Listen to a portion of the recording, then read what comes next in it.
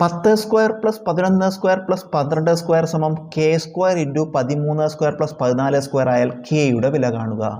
10 square 10 into 10 100 plus 11 square 11 into 11 121 plus 12 square 12 into 12 144 സമം K square into ബ്രാക്കറ്റിലിടാം K square into 13 square 13 into 13 169 plus 14 square 14 into 14 196.